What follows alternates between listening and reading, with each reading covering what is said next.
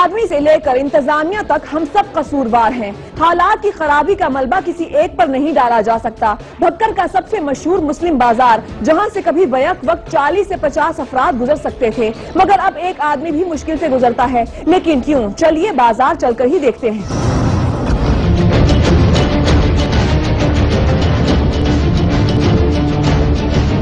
जी नाज़रीन, इस वक्त हम मौजूद हैं भक्कर के मसरूफ तरीन बाजार बाब जुना, जिसे किंग गेट भी कहा जाता है, मेरे अकब में है। जबकि ये एक चौक है, मेरे दाएं जाने बाएं जाने आगे और पीछे दोनों तरफ बाजार हैं। इन बाजार जो है, इन बाजारों की जो खास बात यह है कि जैसा कि इनकी चौड़ाई है ये 40 से 60 फीट तक है। लेकिन इस वक्त अगर आप देख सकें तो बाजारों की जो हालत है, यहाँ से लोगों का गुजरना इंतहाई मुश्किल है और तजावजात बहुत ज्यादा बढ़ चुकी हैं। यहाँ पर तजावजात सिर्फ बड़ी ही नहीं बल्कि रेडी बानों और दुकानदारों ने पूरे बाजार पर कब्जा कर लिया है। राशिद थोड़े से अरसे से बैठे, थोड़ा सा ही 2-3 माह हो गए। आप यहाँ पर बैठे हो, आप इस रेडी को फिक्स रखते हो या नहीं चलाते भी हैं? मैं चले अभी तो आप 3 माह से इधर ही हूँ। हम चला भी लेते हैं ना, फिर आ भी जाते खड़े पे करते हैं। नहीं जी, जहाँ एक तरफ रेडी बानों का कब्जा है, वहीं दुकानदार भी अपनी दुकानों से 10-10 फुट आगे निकलकर बैठे हुए हैं। अच्छा, आप उस दुकान का किराया देते हैं, ठीक है, उसको खाली रखो। इधर ये दुकान दिखाई नाज़रीन, मैं आपको दिखा सकूं कि ये अभी जैसे कि एक रेडी बान ने बात किया कि ये सामने दुकान है, दुकान को इन्होंने कबाड़ वगैरह रखा हुआ है, जबकि इन्होंने बजाय इसके कि दुकान के अंदर कारोबार करने के ये 6 से 7 फुट बाहर निकले हुए हैं और ये इन्होंने रोड को रोका हुआ है। हैरत की बात यह है कि इस बाजार के अंदर अक्सर दुकानदारों ने अपनी दुकानें खाली छोड़कर दुकान के आगे सड़क पर सामान रखा हुआ था। लेकिन क्यों? सड़क पर ये कब्जा किस लिए? पूछने पर दुकानदारों ने एक अनोखा जवाब दिया। हम जी पीछे बैठे ना जी, तो ये रेडी वाले खराब करते हैं। हमने कई दफा पीछे बैठे हैं मगर वो तंग करते हैं, इसलिए हम मजबूरी से बाहर आते हैं।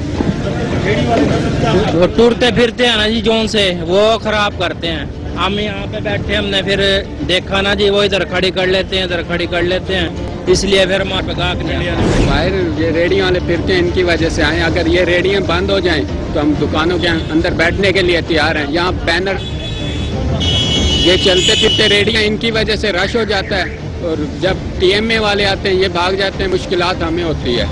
अगर ये उनका बंदोबस्त कर दें, हम दुकानों में अंदर बैठने के लिए तैयार हैं। सबके पास कोई ना कोई बहाना है। दुकानदार अपनी मजबूरी का रोना रो रहे हैं। ताहम जुर्म बोलता है कि टीम ने अपने तय तहकीक की तो पता चला कि दुकानदारों की अक्सरियत ने अपनी दुकानों के सामने की जगह रेडी बानों को किराए पे दे रखी है।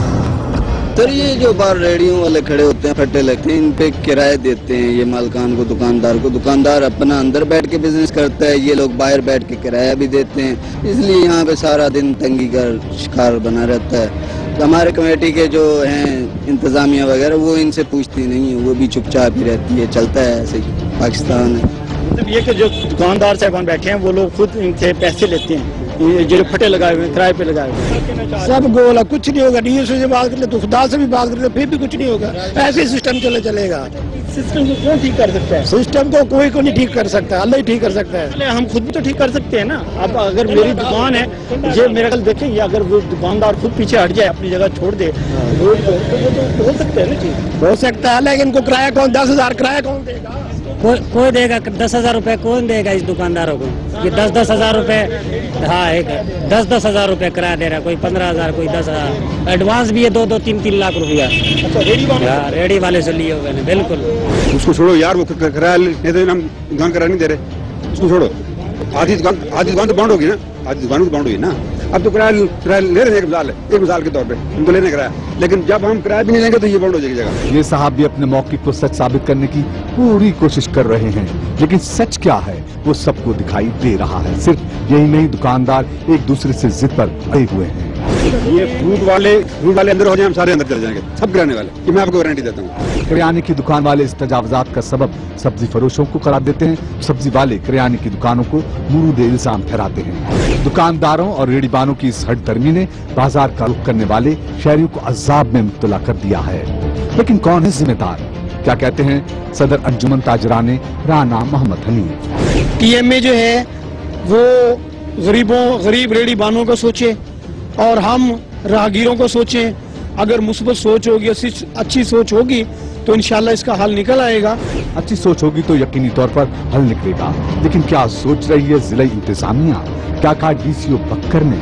तो मेरा अमूमी तौर पे तरीकाकार ये रहा है कि सिर्फ कानून की अमलदारी के लिए सख्ती वाला तरीका ना अपनाया जाए। हम ट्रेडर एसोसिएशन से मुज़ाकरात करेंगे, उनको ड्यू तरीक़ेकार से बताएंगे कि ये उनका अपना शहर है और उनकी और हमारी और आवाम की सारों की भलाई इसी में है कि हम सारे अपनी कानूनी हदूद के अंदर रह के अपना कारोबार करें। तो इंशाल्लाह मुझे पूरी उम्मीद है कि वो भी हमारे साथ ताउन करेंगे और हमें जो अमला तय बाजारी की मदद से एक्शन लेने पड़ते हैं उस तक जाने की नौबत ही पेश नहीं आएगी। हमारे कुलीग हैं, दोस्त हैं, जिस तरह आप मीडिया वाले हैं, तो वो भी ताउन करेंगे और उन आप सारों के ताउन से हम इंशाल्लाह बक्कर शहर को एक बेहतर, साफ सुथरा, खूबसूरत शहर बनाएंगे।